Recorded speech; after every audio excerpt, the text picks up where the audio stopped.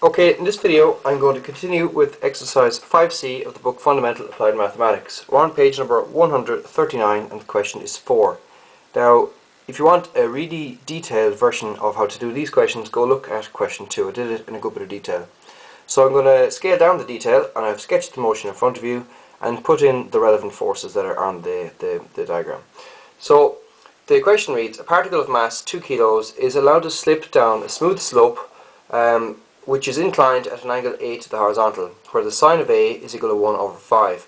Show that the acceleration of the particle is g over 5 and that the normal reaction between the particle and the sloped ground is 4 times root 6g over 5. Alright, so the first thing we need to do is do a bit of a resolving of our vectors.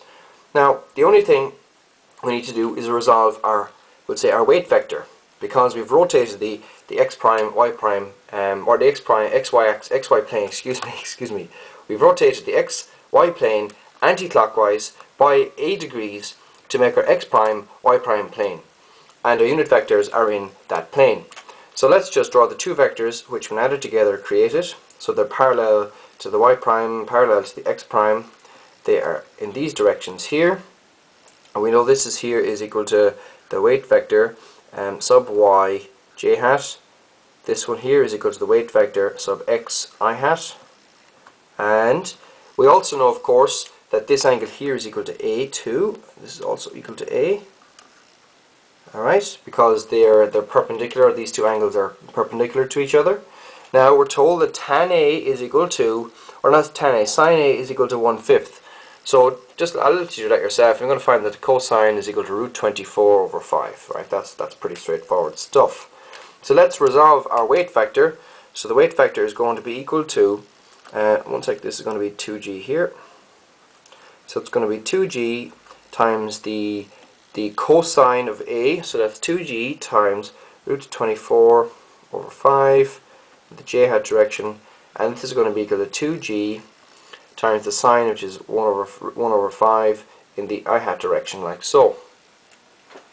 Alright, now the next thing we need to do is apply Newton's second law.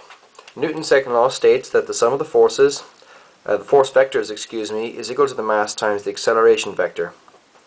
So let's look about this first of all in the y dimension. Let's just look at the sum of the forces y in the j direction, y in the j direction, like so. So the only force I didn't put in so far is the normal force. Remember, it's perpendicular to the ground, like so. That's n j hat. So let's just apply Newton's second law now. So we're going to get the following. You're going to get n j hat, and you're going to get minus 2g root 24 over 5 is equal to the mass, which is 2, times the acceleration vector. But it's slipping down the slope. It's not going, we'll say, this direction and rising off the slope. So that means that there is no acceleration in the j hat direction. And you're going to get the normal vector is equal to the weight vector of 2g root 24 over 5. Alright, 2g root 24 over 5.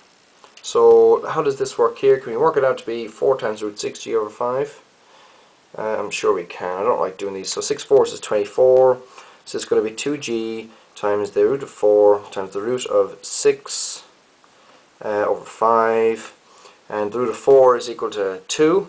So that's going to be equal to 4g root 6 over 5. 4g root 6 over 5, which is what we're asked to get.